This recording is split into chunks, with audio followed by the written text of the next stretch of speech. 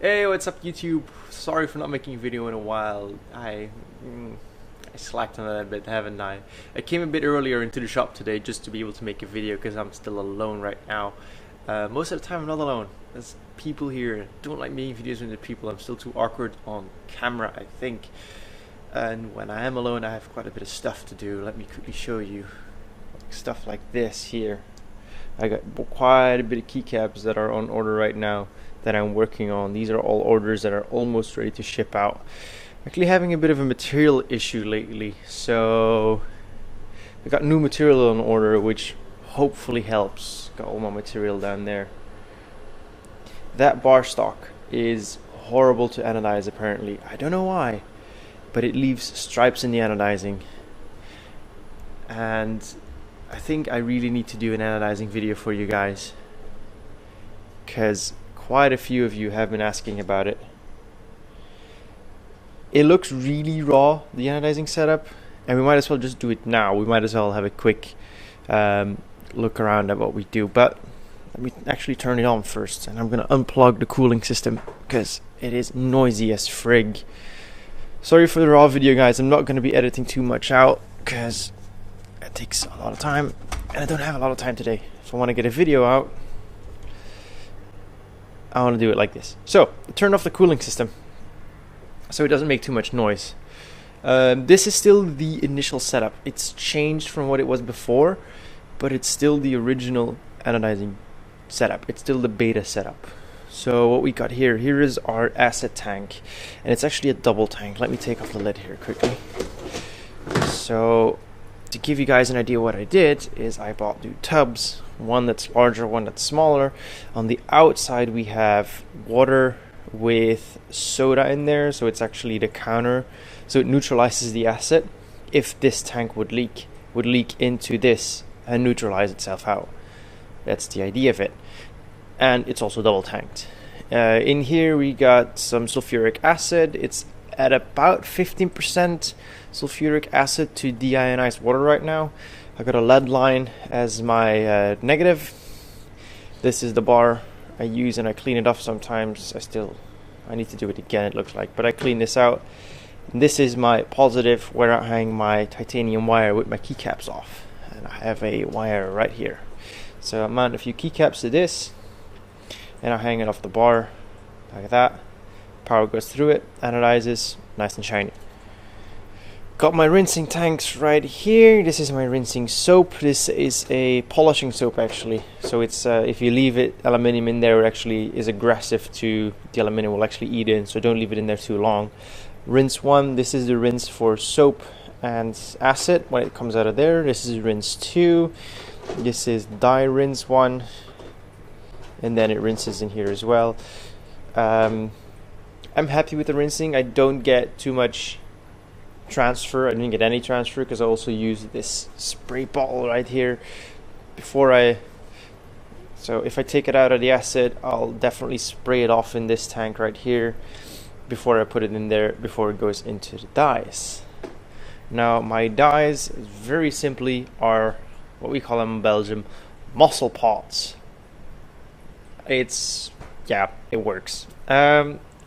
Ceramic heat plate, hooked up some temperature regulators, got some probes in the pots itself, like right here.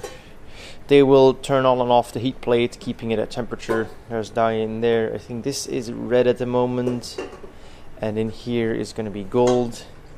Yep, that's gold. And I switch them out with these canisters I have down here. That's got green right there, purple, copper, I think that's black, and then that's blue, and that's a tub of gold, but it's empty, so it's red because it's in the pots. It's not a great system. If you have the space to put every color in a dedicated box, do, because this is a mess.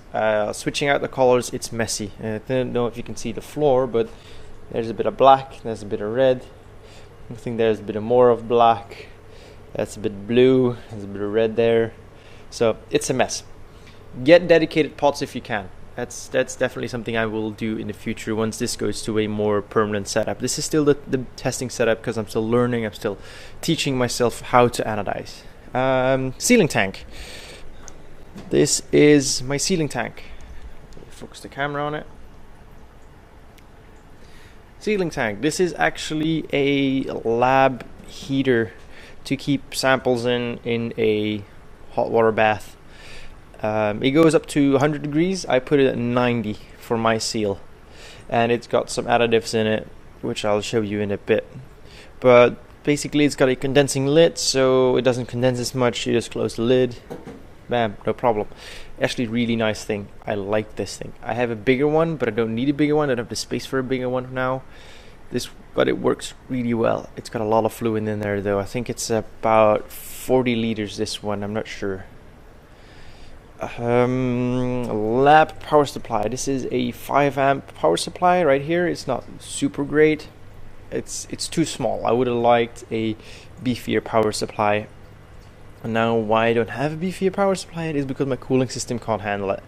The more power you put in your tank, the more heat you get, the higher temperature will be. And you want to keep it low. The lower the better, basically. I try and keep it around 15 degrees Celsius. If it starts going above 20, you get chalking, which means there's going to be white residue on your anodized parts. It's going to be sticky, it's going to be a mess. Now for my cooling system, it's a bit of a janky setup. Let me show you guys. We got a server power supply here, which I use to power a pump, and I see my cable is actually nicked, so I'm gonna have to fix that. Well, I powered a pump, and in here the blue thing is a water block that I made, and above that are 2 copper heat sinks, and on the back of those copper heat sinks are fans blowing air this way. But between that are Peltier's heat exchangers. So you put power to them, one side gets cold, one side gets hot.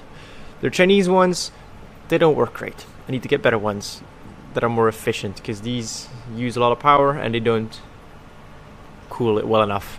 Basically what I do is I pump the water from the outside tank around, and it cools down the water. It does work, it cools it down, but not enough that I can keep up 5 amps permanently in that tank. I also have an aerator. This is basically just a little air pump for in a aquarium that blows in air through PVC. It's not PVC, it's electrical tubing, European electrical tubing, not steel one. This is plastic. I think it's PP or something. I'll have to check, I'm not sure about that. It's also not all glued together. These tubes are held together by drilling a tiny hole and titanium wire, because titanium doesn't get affected by the acid. What else? I think that's actually about it. I think that's the entire setup. It's very simple, it's very basic, but it gets the job done. It gets the job done well, and I'll actually try and show you guys if you can see. Let me get in the light here. This is a cap that I did yesterday. Maybe I'll grab another one. Let me grab a blue one here. This is a cap that I did yesterday as well. This is the kind of anodizing that we get out of that tank. And I don't know if the camera will actually focus on this, because it's... Will it? I don't think it will. Yeah, this is not a camera for close shots. But yeah, we get good anodizing, get really good anodizing, because I'm really critical on what I get. If there's any blemishes or spots, they get ditched, and I ditch a lot. Like, this is my reject bin.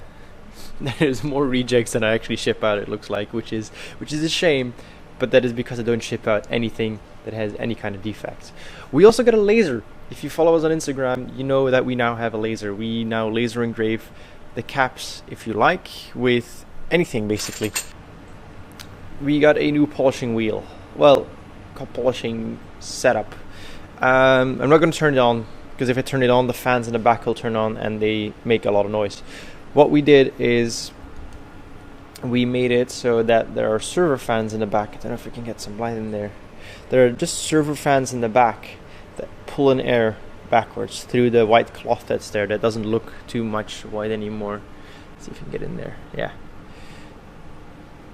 and that keeps the dust out of the shop, because this thing was dusty. It was really bad actually. So we made this yesterday, sucks in the dust, works like a charm. Love this thing. Now the other thing, because I kind of want to get rid of the polishing wheel, but it doesn't seem like I ever will be able to. I also bought a sandblaster to try and sandblast the keycaps to get a more uniform finish. Looks like this stuff doesn't like sandblasting. Really doesn't.